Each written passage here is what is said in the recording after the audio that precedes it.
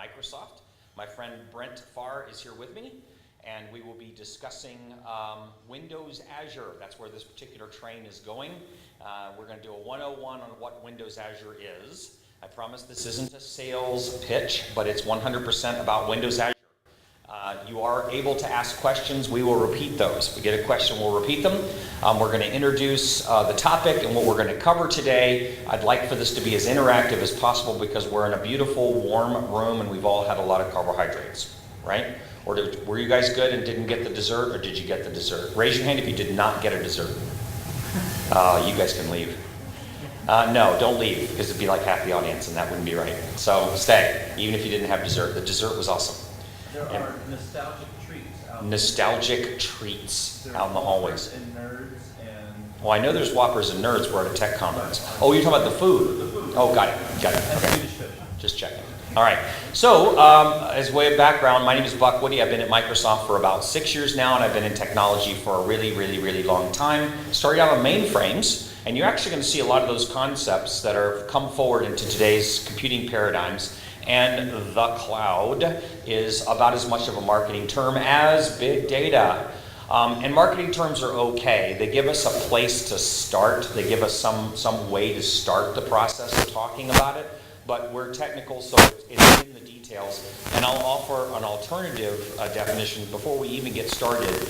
Is it okay if we change the word cloud computing, and I won't use this, but we'll change it in our heads for the meaning, to distributed computing? Is that okay? Does that work for everybody? Distributed computing. Some or all of your computing being done somewhere else. That's what we'll call cloud. Does that sound okay?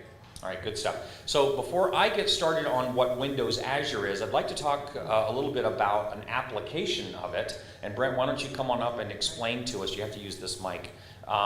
So Brent's going to explain a specific application of it for a few minutes, and you've got a case study there in front of you. He'll go over that briefly, and then I'll come back and regale you with tales of how Azure works. Sound all right? Sound like a plan? All right. Great. Thanks, Buck.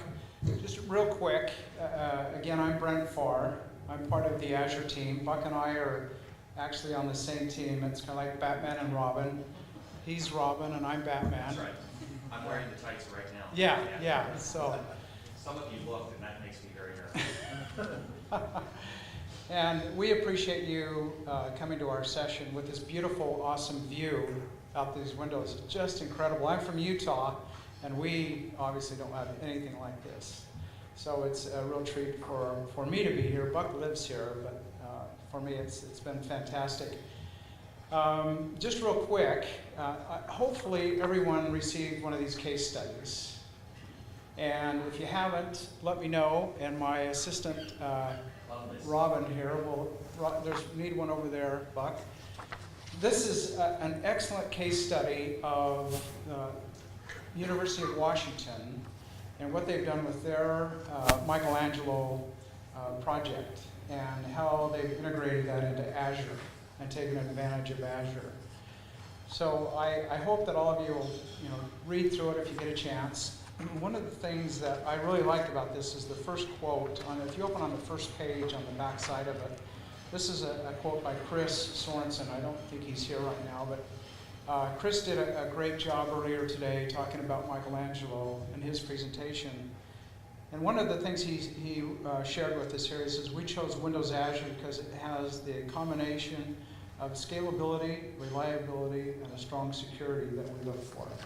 And Buck will talk a little bit more about that in his presentation, but I hope that you take the opportunity, if not today, sometime, to go out to windowsazure.com. It has all of the content regarding Azure. There's little scales in there you can play with a little bit to see how much it would cost on a monthly basis to have Azure in the event you wanted to use it in storage or whatever it might be. So you can go out there and just find out a lot of information about security, about running VMs, storage, et cetera, in Azure. So I challenge all of you to go out to windowsazure.com. There's also an opportunity to do a free trial. So if you, within your organization or your group or your team wants to play with Azure a little bit, you can also take advantage of that. And Buck, again, will talk a little bit more about that. The last thing that I wanted to share with you is there anyone in here that is not familiar with Internet 2 and what Internet 2 does? Okay, so everyone's and that's great. Everyone here is very familiar with that. And the reason I wanted to bring that up is we have worked with the folks at Internet 2 over the last year in putting together a sales agreement with them. And it's been a long, long process, one that we had hoped would have been released months ago, 6 months ago, that basically provides universities the ability to purchase Azure at a reduced rate. Now, all of you are part of academic in one way or another, and so within Microsoft terms, you qualify for level D pricing, which is one of the best discounts that Microsoft offers. And because of, again, our relationship with Internet 2, you have the ability to get even better discounts than level D pricing from Microsoft. So if you get to the point where you're interested in Azure, you're interested in what Internet 2, what that agreement looks like, please let us know. Again, I'm Brent Farr, and I cover education basically in the West. There's a counterpart in the East, but feel free to reach out to me, and we'll get you started on looking at those contracts, looking at those agreements. And the agreements that we have built were actually built by universities. University of Washington was very instrumental in that agreement, as well as others. So it's not something that we've created in a vacuum. It's something that is written for universities to make it a very easy process to purchase Azure. You'd still go through your LAR, your large account reseller, if that may be SHI or whoever it might be. You'd still work with them, and you'd still be able to get those discounted prices. So I just wanted to take a minute, Buck, and explain that to you so you're aware that and this is an exclusive relationship that only Microsoft and Internet 2 offers. So we're really proud of that. We're really excited about that. Any questions before I turn it back over to Buck? Yes, sir. Does that pricing apply at all to providers, software providers who sell to higher education? So the question is this agreement for all providers? And do you mean in that for like Amazon or for Rackspace or? Well, we develop software programs, one of which we actually distribute within Azure currently. So I'd be curious to know if the pricing discount you mentioned, how a provider would fit into that. The schools themselves have the level D pricing for Azure, but what about software companies that sell solutions exclusively to higher education? Yeah, I'm sorry? Yeah, it's basically just exclusive to Internet 2 and academic customers. Now, if an ISV or someone else is part of Internet 2, then yes, that is open to them as well.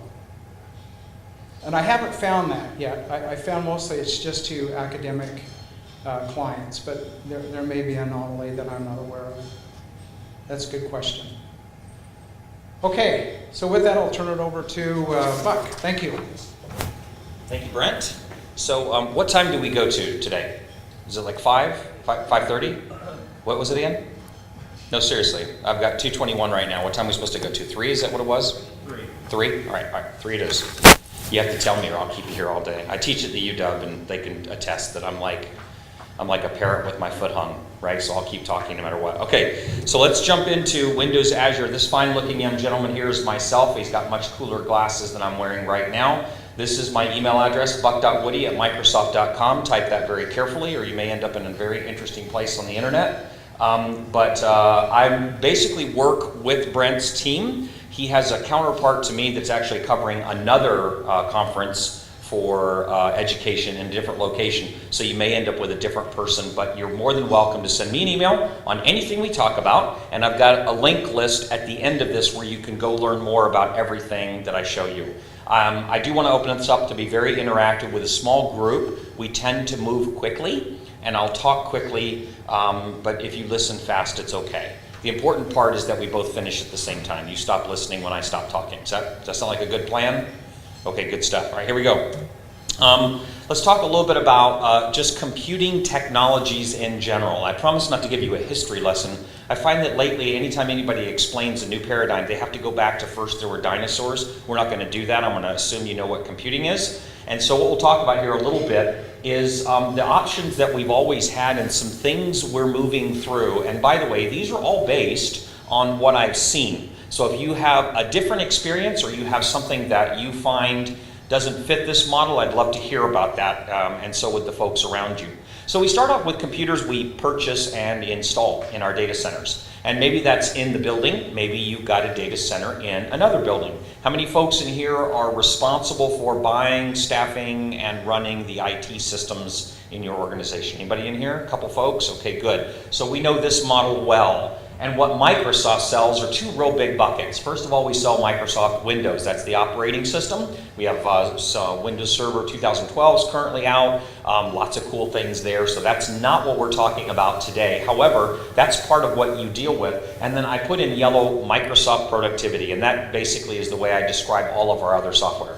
Microsoft Office, all those kinds of things. That's what we have today. Now, most folks, I'm assuming, you've got a data center that you're responsible for. I'm assuming you virtualize probably pretty much everything.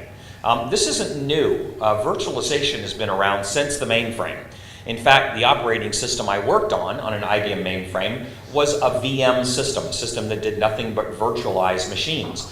What this means, if you're not technical, it just means that you've taken the hardware that's in a computer, you've emulated it in software, and it looks and feels like another computer in a computer. And you have lots of them. So you have a room on the physical box, you stand up another physical box, and you keep installing these virtual machines. That's what those are. Questions about that? Okay. Technology to do that, by the way, there's a technology called this is the thing that makes software look like hardware. That's a broad generalization, but it works. And so the general idea there is there's lots of hypervisors. VMware is one. Hyper-V, Hyper-V is the one Microsoft makes. There are others, VirtualBox, something like that. What are you using in yours? Are you VMware or are you VMware pretty much? Okay. So they all work similarly, and you raised your hand. You're using Hyper-V? Good man. I like you already. I mean, I liked you before, but I like you better now. And we also manage this. There's a framework we put over the top of this called System Center, Microsoft System Center. And System Center is actually a bunch of other products, things that'll let you deploy software or whatever. Anybody in the room using System Center? Wow, interesting. Okay. Well, System Center is something that would allow you to manage a disparate environment. What it'll let you do is it'll let you manage your physical and virtual systems. So these are the systems we have today. This is not Windows Azure. We have pieces in Windows Azure. What is it? Well, the first thing we have, and this is newly announced in the last year or so, we have infrastructure as a service. Now, what does that mean? So we're going to be talking about as-is today. Infrastructure as a service, software as a service, the as-is, okay? And we can argue over those definitions a little bit if you like, but in general, what this means is taking things that you have today that are physical and virtualizing them, but giving you a way of managing and deploying them. That's really kind of what infrastructure as a service means. What does Microsoft have in Azure? We have servers. So you go out to a nice portal, you click a button, I'd like a new server, and it says, what kind of server do you want? And you can click a Windows server, and believe it or not, Linux. Microsoft, for the first time in its history, is deploying and supporting another person's operating system. We've never done that, ever. This is not your father's Oldsmobile. You don't even know what Oldsmobile is. This is not your father's Microsoft. Oldsmobile's been gone so long, nobody knows that phrase anymore. We actually have servers. We will let you stand up Linux servers, okay? Also, we're using Hyper-V. So this is kind of interesting. Let me explain what that means and why that's kind of important. Using Hyper-V, whenever you virtualize these computers, you end up with a drive, what looks like a hard drive, but in fact, it's just a piece of software. We use the format of Hyper-V. It's called a VHD, the virtual hard drive, right? What that means is, because we're using our regular old everyday Hyper-V, is that you could build the box locally on your laptop or your server, ship it to us, we'll run it, and you can bring it back. So that's a little different than you might see at some of the others where they have a proprietary format. I won't talk about, by the way, any of our competitors. Number one, you shouldn't believe anything I say about somebody else. And number two, I don't know what they do. Okay? So I won't be talking about anybody else because I don't know what they do. I know what we do, and we use Hyper-V. So you can ship those things back and forth. If you're using System Center, you can actually take a physical box, make it into a virtual box, ship it to infrastructure as a service, and bring it back. Now we also have a gallery there. What you can do is you can go up and say, I'd like a SQL server. I'd like a SharePoint server. Or you could build a box that looks exactly like you want, store it up on Azure, and make it part of your gallery. So you could have developer server number 2 and click a button and that would stamp out and do that. Is everybody familiar with the term of Sysprep? So Sysprep will take a server, it will strip the identity off of it, leave all the software. I call it a smart bomb. And it just gets rid of everything on there, but it leaves the software. So when you turn it back on, it gets a new name, it gets all the new identity, but it leaves the software you installed. So you're able to stamp out. We're going to start coming into where you might use this in just a moment. You can get Active Directory as a service. Now, in the infrastructure as a service, you could build a server, install Active Directory on it, and begin to manage it just like you would any other service. No different than a server. But we have Active Directory as a service. Why is that part of infrastructure as a service? Because you don't have to stand up anything internally to use this if you don't want to. So if you need to take identity and move it out, you can do that. Here's what's interesting. You can federate your identity, meaning that